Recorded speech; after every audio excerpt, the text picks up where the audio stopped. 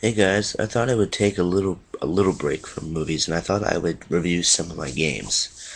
Now I am trying to start a video game collection. I have all my games on the other side. I'll have to show you later in a different video.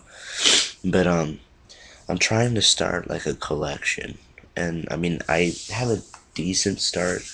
I mean, most of my games are 360, Nintendo 64, and Genesis. Like for my 64, I have over maybe I think 80 or 90 games for it. And for my 360, I think I have like 100. And the games I'm going to do right now are my Nintendo games, the original Nintendo. These games, some of these I have copies for, and let's go ahead and get started. The first one, everybody has this game, Super Mario Brothers. I mean, what can you say about Mario Bros? You're a plumber, and you're basically just going around hitting blocks and jumping on turtles. It's pretty self-explanatory. Everybody has this game, and I was fortunate enough to get it in great condition. So, decent buy. I only got this for $2. It was pretty cheap, but it's a good buy. Super Mario Brothers 2. Now this is my least favorite Mario game. And if you are a fan of Game Boy, this is Super Mario Advance on the Game Boy. And both of these games changed dramatically. Like this one was like more like a pixel type game. This one completely changed, and it was like more of like a Nintendo game. And I mean, the music changes, and you can play as Mario, Luigi, Peach, Toad, and I think you can play as Yoshi. And I really don't like this game that much. It's really difficult to play. And I mean, check it out if you're a collector.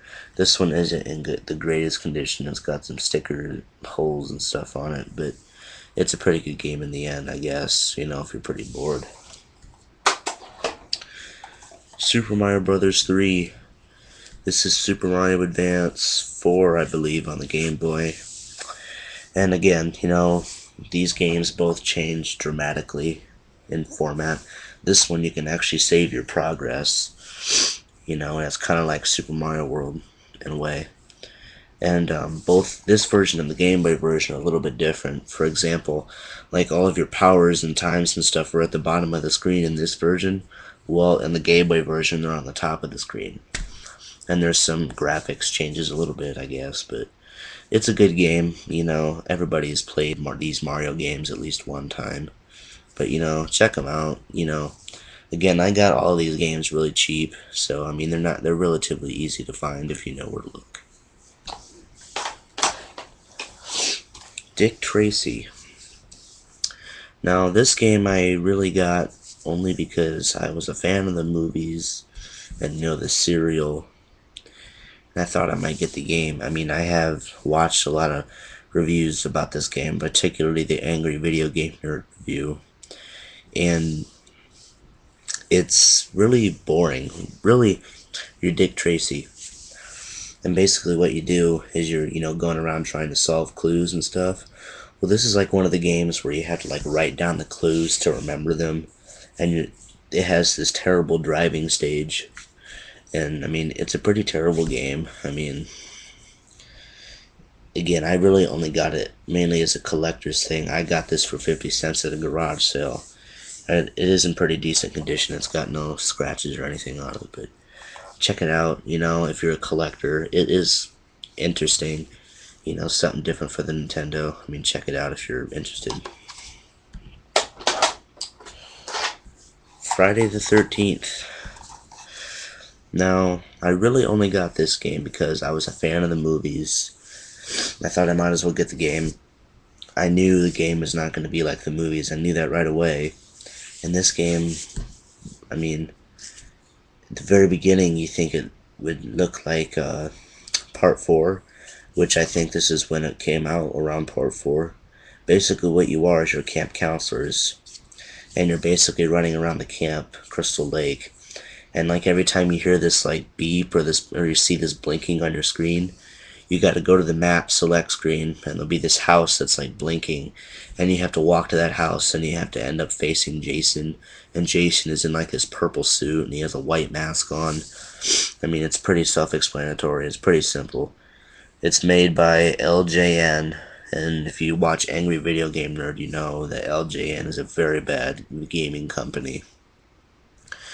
And you know, I really only got this because I was a fan of the movies. Again, it is really hard to beat. I mean, I have not beaten this game. This is the only game in my collection here that I have not beaten, besides one other one, and I will get that to you momentarily.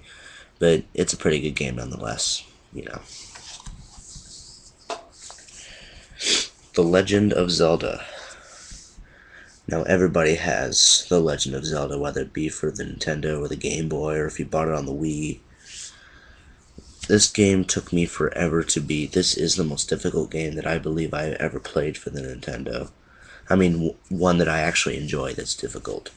This game, it really, you know, sets off the Zelda story. You know, it's got the overhead view, like all of the other games, and this was the first game to where you could actually save your progress, and you have to hold down the reset button while you turn off your console while you turn off the system in order to save the game.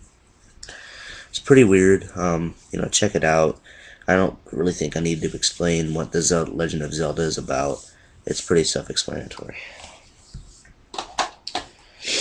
Zelda 2: The Adventures of Link. I actually played this one before that I played the original one. I got this game before I got the original one. And I do prefer the original one over this one, mainly because this one, it's a side-scroller and it's not the overhead view like it was in the first one. I mean, there are moments where it's an overhead view, like when you're out like in the country, but when you're like in villages, it's a side-scroller, and when you're in houses. But again, I have not beaten this game. I still cannot get past it. Again, this game is pretty self-explanatory. I don't think I need to explain it. And both these games are released on the Game Boy and the Nintendo Entertainment System Classic series. You know, check them out. They're pretty good games to have, and they're collectibles. You know, they're pretty good. We have Bubble Bobble. Now, my aunt actually gave me this game. She had it sitting in her family room, and she gave it to me, and I thought it was going to be this kid's game, and I thought it was pretty cheap, but I have this game store that I go to called Media Madhouse. It's in Osceola, Indiana, if you live in Indiana. And what it is, and this game was like, they were selling it for like $20. And I went home and I played it, because I only had it for a couple weeks. I didn't really want to play it. Basically what you are is you're a dinosaur, and the object of the game is to pop all these bubbles before you die. That is the object of the game, and it might sound pretty gay, but it was actually pretty addicting. I mean, I don't know. I mean, the cover certainly doesn't look interesting at all, but the game itself is pretty interesting. I mean, I highly recommend you get Bubble Bobble if you see it. I mean, this was a really good game to own, and it was just really cool. My last game, again, I don't have a lot of Nintendo games. This is a 3-pack, and it has Super Mario Brothers, Duck Hunt, and World Class Track Meet. Now, I thought that the Super Mario Brothers was the one on the Game Boy that came with Mario World and Mario Bros. 3. I thought it was like that one where those turtles are coming out of the pipes and you have to hit them on the bottom of the ledge, you know? But it's the original Mario Bros. Game, you know, the Nintendo game, so I guess it wasn't that bad. Now, I thought when I got this that I could play Duck Hunt without the Nintendo Zapper. It turns out you need the Zapper to play this game. And unfortunately, I own the FC Twin, which is a Nintendo and Super Nintendo combined, so I'm not sure if I can even play Duck Hunt. I mean, I can probably get the Super Nintendo gun. I mean, that might work, But the guns I've heard don't even work on HD TVs, so this probably was a waste of money. It was only 50 cents, so it wasn't like a lot of money. And track meet, you need like some sort of mat to play it, and again, that's came out for the original Nintendo, and I do not own that. But I did take this game over to my friend's house, and he owns the zapper and the mat and a whole bunch of other crap. And I have played it, and they're both the track meet is pretty explanatory. Basically, you're just tapping your feet or your hands down as fast as you can to run or jump. Duck hunt again. Everybody's played duck hunt. You just have a gun, and you're just shooting ducks. It's pretty explanatory, but you know. Well, those are my Nintendo games. Again, I don't have a lot, but I did accumulate those in 2 weeks. I'm trying to start a decent collection. I might do a review on some of my other games, so just keep watching.